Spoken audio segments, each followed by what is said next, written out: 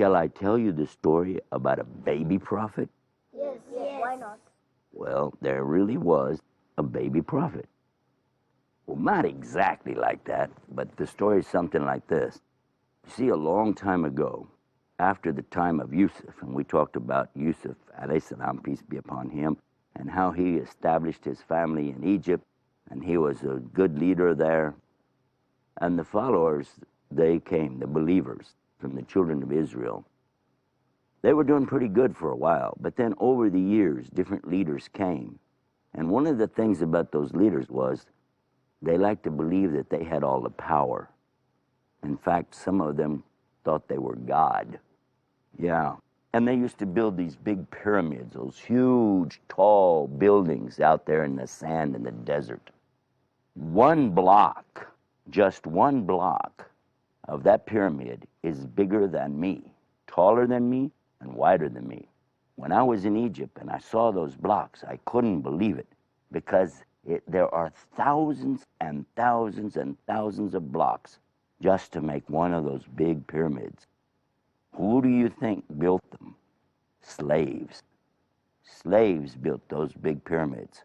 And these pharaohs, the leaders of the people, they thought they were gods. They didn't even really believe they died. They had some kind of idea in their mind that if you embalmed their body and put them in those pyramids, that they would survive and they would come back to life. That's what they really believed. And if you go there today, you'll see that's exactly the display they have for the tourists to learn about it. That these guys thought that they were some kind of gods and that they were going to live forever. So the children of Israel wound up in a hard way because the pharaohs, the Egyptians, turned them into slaves, all of them. All of the children of Israel were slaves, and they had to work and slave. And the men were out here building these pyramids and pulling the blocks and carving and working. It was very horrible for them. And it was even worse for the women, because these men would take the pretty women and just take them and go away with them and do things. And there was nothing anybody could do. The children of Israel were in a hard way. Then one day, the Pharaoh that they had at that time, he had an idea, a vision, or somebody told him that from these children of Israel is going to come one of them who is going to put you out, who's going to dethrone you, who's going to, take over. And when he heard this idea, he said, we can't let that happen. So let me think what we can do. All right, we'll just kill all the babies, and that will take care of that. So they started killing all of the babies. Every time a woman had a baby and she was from them, they would kill the baby. This went on for a while until one of his advisors came to him and said, you know what's going to happen if you keep killing all these babies? As they get older and older and older, and they die, we're not going to have any slaves left. He went, oh, duh, I didn't think of that. How can I solve this problem, he thought. How can I solve this problem? I have an idea. We'll just kill all of them 1 year, and then the next year we'll let those live that are born. Then the next year we'll kill all of the ones that are born again. Now, for you and I, that doesn't make any sense. First of all, it doesn't make sense to kill people like that. Little babies? But then even more so, why do you let some live and some die? And how do you know that the ones you let live wouldn't have that prophecy if you believe in this prophecy? So, obviously, then the ones that live, that's where we come from. At least this is what we might think. Well, the women of the children of Israel would be real happy if they were going to have a baby in the safe year. But if they were going to have a baby in the not safe year, they'd be very sad because they knew some way or another someone would tell and they would come and get her baby and kill her. And it just happened that there was a woman, she had a baby. She had a baby in the safe year. She was very happy and she loved her baby very much. And she was the kind of woman that, well, she had sweet milk, which came from her, and she smelled very sweet. And her baby loved her, she loved her baby. But then one year, she was going to have another baby in the not safe year. And what do you think? The baby was born. And she saw the baby and she loved this boy. It was a boy. She loved it so much. And she was thinking, they're going to kill my boy. They're going to kill my boy. What can I do?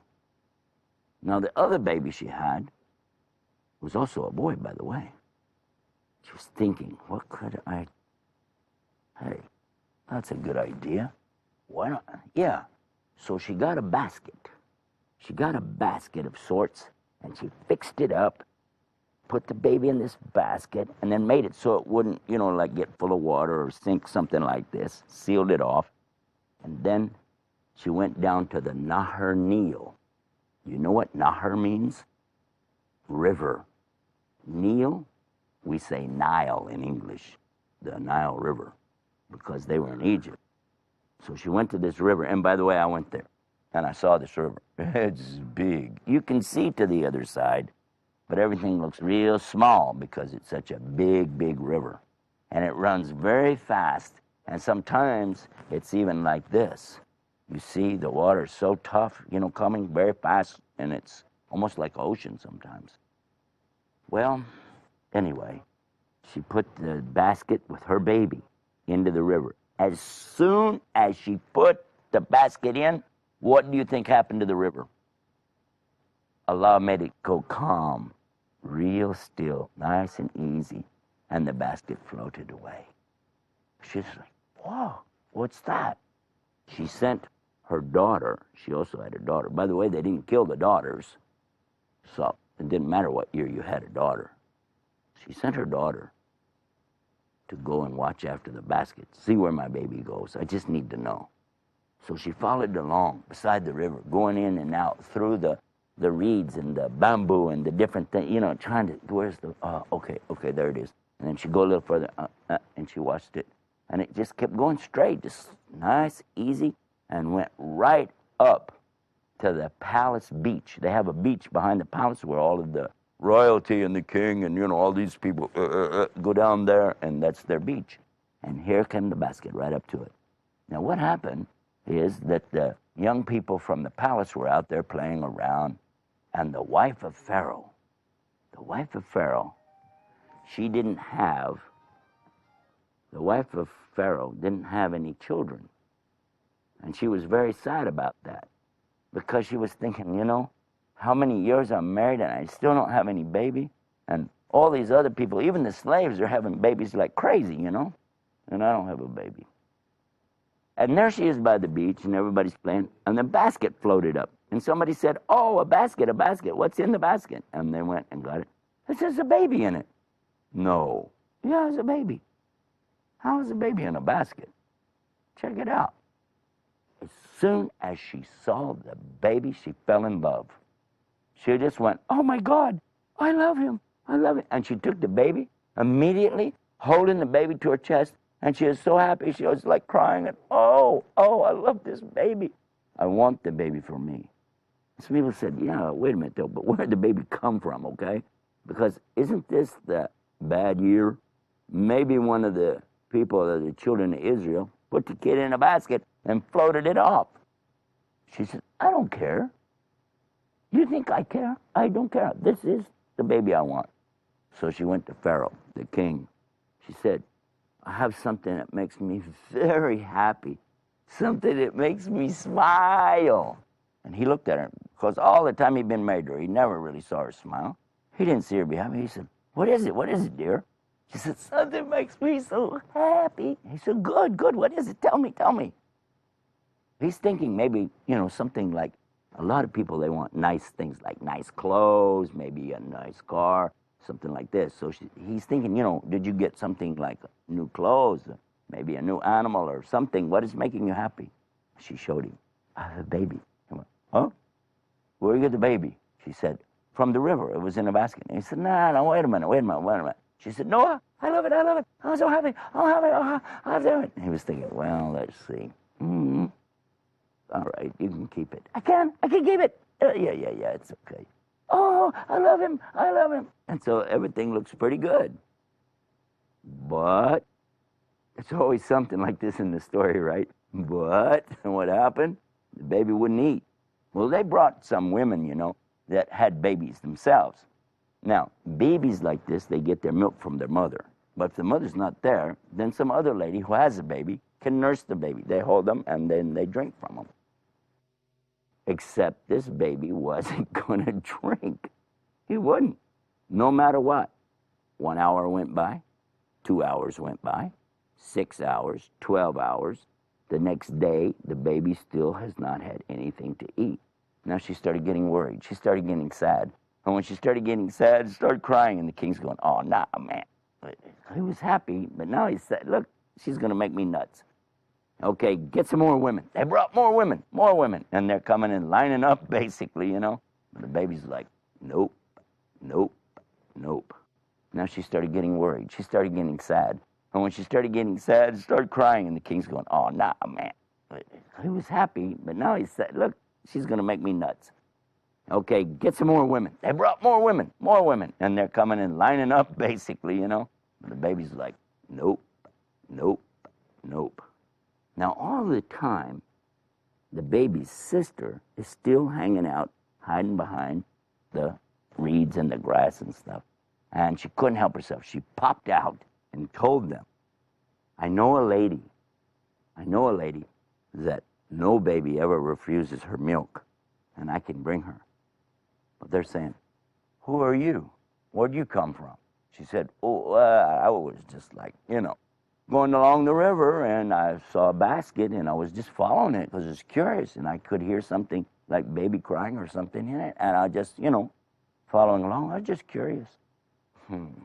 Where's this lady you're talking about? She said, I can fetch her. I can bring her. Do it. So she went back to get the mother of who? The baby. Because it was his own sister, and she knew, I'm just going to bring my own mother. Good idea. Now I think it's time for us to discover who is this baby, because I didn't tell you yet. I know you know, but I want to share with you something. His name has different ways to say it. Some people say his name is what? Moses. Yes, Moses. But other people call him Musa, peace be upon him. And other people call him Musha. Musha, and that's his name, Musha. And I tell you why, because in the Hebrew language, which is having similarity to the Arabic language, remember we said the sin and the sheen, they're in both like an S sound and a sh sound like that, right? Well, if you know we said salam and shalom, remember that? Remember Sam and Sham? Well, this is Musa and Musha. Musa and Musha, and that's why he's also called Musha. And the children of Israel still today name some of their children Musha. And of course, the Arabic speakers still name their children Musa. We have children today called Musa. So anyhow, the mother of Moses, peace be upon him, was very happy to find that her baby's okay, he's well, and not only that, he's living a pretty good life in the palace. The only problem is he won't take any milk from anybody. So she hurried to the palace with her daughter, and when they got there, the girl said, this is the lady. She didn't say, this is my mother, by the way. She said, this is the lady. Okay? So let's see what happens. Immediately, as soon as she picked up the baby, he started nursing from her. And again, Pharaoh's suspicious, like, okay, what's up with this? How come all of a sudden this baby, which we kind of suspect is probably from the children of Israel, and here's this lady, definitely from them, how come this baby's just taking to her? And look what she said. She said, because my milk is sweet and I smell sweet, no baby refuses my milk. Okay, he said, go ahead. You can nurse the baby. And they found that she was the best one, and they said, well, how about if we pay you, and you could like come here every day and take care of the baby. And then the queen said, let her stay all the time. Why not? We'll pay you, give you a nice place to stay, and you can be living here as long as you want to take care of the baby. Did she have to think about that deal? Okay, let's see. I get my baby, that's number one for her. Nice place to stay, nice clothes, free food, drink, and money. Oh, what a good deal that is. So I guess it pays off to be the mother of a prophet, doesn't it? Well, That's how things rocked on for a while. Pretty good deal. And the normal weaning of a child, weaning means how long before you don't give them milk from the breast. Usually it could be 18 months, 2 years. Some children even go all the way up to 3. Oh, I even saw one 4 years old still going to his mother for milk sometimes. Yeah? Kind of weird, right? Well, anyhow, that's what she did. And then, when he got older and was weaned from her, they appreciated what she did so much. They said, anytime you want to come and stay, you're welcome. You could just come over and be with him. And was she happy about that? Mm-hmm. Mm-hmm. But she still got to go home and take care of her other son. She had another son. And, of course, her daughter. Does anybody know the name of the other child, the son? What? Harun alayhi salam. Harun. You're right. Well, you're pretty smart. Were you going to say that too? Yeah. Harun? Yeah, sure you were. Oh. Well, you're right. That was Harun is one of, the prophets. So we say alayhi salam after his name, don't we? Well, anyway. Oh, and by the way, in English, they don't call him Harun. They call him Aaron. Aaron. With 2 A's. Boy, that's pretty cool in school, isn't it? You'd be right at the head of the class with 2 A's in your name. What happened next is that Musa, or Moses, grew up to become a prince because they treated him just like he was part of the royal family. He became big, strong, and very smart. He was brilliant. Oh, yeah. But because he was in the royal family, he had a kind of a, I don't want to say attitude, but he was part of it, like, boom, boom, boom, like this. As he got older, everybody noticed something about him. He was very fair, and he helped take care of people that were kind of, depressed. So if anybody was being picked on or had any hard time, they could go to Musa, alayhi salam, Moses, peace be upon him, and tell him, hey, this guy's picking on me. And say, hey, take it easy. This is my buddy. You guys, put down the fights, things like that. As he got older, became a young man, they were out in the street one day, and he saw 2 people fighting. And he went over there, and this Egyptian man, now the Egyptians were the rulers, right? So one of the Egyptian men was fighting with one of the slave people, which is the children of Israel. And without even thinking, he just barged right in there and tried to separate this fight up. Well, both of these guys are fighting. Maybe the Egyptian swung at him, who knows? But all of a sudden, he took his fist. Musa took his fist, and pow! He let him have a good one. And when he hit that guy, he must have rang his bell because he went out like a light. And they're like, whoa, man, that's a pretty good. Uh-oh. This guy's not breathing. He's not moving. He's dead. He killed him with one sock. Oh. Musa salam was like, oh, man, what have I done? What have I done? And the other guy's like, hey, good for him. It's like, oh, no, it's not good. We just killed somebody. So what do you mean we? You hit him. Look at this. So Moses ran away. He said, whoa, man. And he was asking Allah, Allah, forgive me. Allah, forgive me. I didn't mean to kill somebody. I'm sorry. Please, Allah, forgive me. And he started really asking Allah, please, please, please. Because this is really bad. Everybody knows to kill somebody, to kill anybody, innocent person, is one of the worst things you can do. In fact, if you take an innocent life, Allah said in the Quran, whoever takes an innocent life without due cause, then this is the same as if he killed all of the human beings. But whoever saves a life, then this is like he saved all the humans. Now Musa, alayhi salam, Moses, was trying to help somebody. That's what he was trying to do. He was trying to save somebody. But he got overzealous, overexcited, and popped him. Killed him. He didn't mean to, though. And there's a difference here, because if you didn't mean to do something, it's not near as bad as if you intended. All he intended to do was stop it, but that's what happened.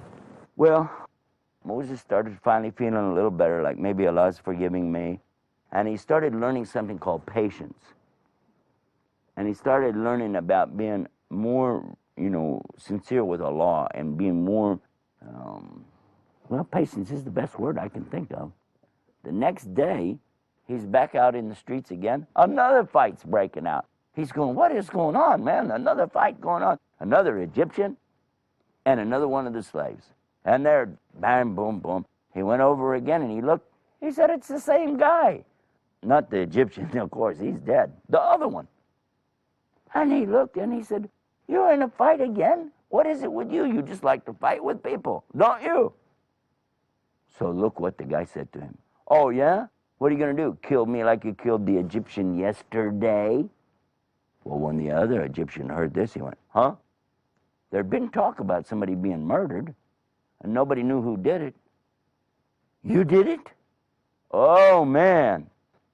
He took off running, And he's running. He's going to the palace in Tattletale. He's going to tell. Moses, he's like, look at this guy, was nothing but trouble to me, I try to help him one day, and now he turns me in on the next day. What shall I do? If I go back up to the palace, if I go home, or should... All of a sudden, somebody came running up, and they said, Moses, Moses, Moses. He said, whoa, what's up? He said, listen, they heard about what you did. They already had a council meeting, and they have decided they're going to kill you for killing the Egyptian, because it's illegal to kill an Egyptian. By the way, it was not illegal to kill the children of Israel. In fact, if you remember, every other year they were killing all of them, all the boys, weren't they? No problem. But kill one Egyptian, whoa, this was a big deal. Musa alayhi salam, Moses, peace be upon him, he's thinking, man, I got to do something. I can't even go home. Why? He lives in a palace, and that's who's looking for him. So he just started walking, just hustled himself right out of the city. Now, if you've ever been in Egypt, along the Nile River, it's pretty nice. It's like this, got a lot of foliage, got a lot of greenery around. It's got trees, lovely trees, shrubs, fruits. But you go just a little ways in either direction, on either side of that river, and it's gone fast, and you're in the desert. You're going to be walking on sand as far as you can see in any direction, unless you go back to the river. And that's on both sides. Well, he was taking the side which goes toward Syria. In Syria, or Blad Hashem, is the area where he went, the people of Midian. He went there. You remember we talked about them before, and that's where he went. These were, I think, the people of Shuaib, if you remember those guys.